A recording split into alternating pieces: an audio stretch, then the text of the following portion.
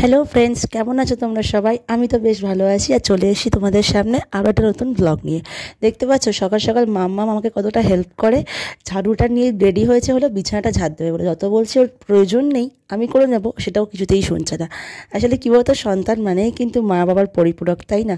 মা বাবাকে ও প্রচণ্ড সবসময় হেল্প করতে চায়, কিন্তু ও এটা বুঝতে পারে না যে কখনো কখনো ওর হেল্প করাটা আমার কাছে আরও বেশি ভারী হয়ে যায়। আর দেখতে পাচ্ছ এই যে ঝাড়ুটা দেখছো, এটা কিন্তু আমি রিপ্লেস করেছিল নারকেল ঝাড়ুটাকে, কারণ এত নারকেল ঝাড়ুর কাঠিগুলো ফেলে দিচ্ছিল, কোনো মতেই আমি পারা যাচ্ছিল না। আর দেখো ইদারিং দেখছি না, শোনা আমার খুব শখ হয়েছে একটু কানের দুল পরবে, ইয়ারিং পরার খুব শখ হয়েছে, ওই জন্য ওকে এইভাবে এখন ইয়ারিংটা পরিয়ে দিই। আরও ভীষণ খুশি হয়, দেখতেই পাবে তোমরা ওর মুখের এই যে খুশিটা, এই যে হাসিটা না, মানে চোখে দেখার মতো। দে দে দে, এখানে ঘুষে দে, এই যে, ও মা, যত দিন যাচ্ছে তত যেন ওর রান্নার প্রতি ঝোঁকটা দিন দিন বেড়েই চলেছে।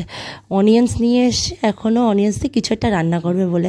আর ও কিন্তু শুধুমাত্র যে শাকসবজি নিয়ে আসে তা নয়, তার সাথে বাটিটাও নিয়ে আসে রান্না করার জন্য। আর এখানে এখনও রেডি হয়েছে হলো একটা স্পেশাল তোমাদের কাছে একটা ও স্টান্ট দেখাবে বলে। তোমরা নিজেরাই দেখবে যখন, না তোমরা নিজেরাও হা হয়ে যাবে আর ভাববে যে আমি তাহলে বুঝতে পারবে যে কেন আমি ডেলি ব্লগ কখনো পোস্ট করতে পারি না এখন আর খুব একটা। আর দিদি এখানে ওকে একটুখানি বলছিল যে এইভাবে কর ওইভাবে কর, কিন্তু ও তো ভীষণ পাকা, ও কারোর জন্য অপেক্ষা করে না, ও ওর নিজের মতো করেই স্টান্টটা তোমাদের দেখো শো করছে। ও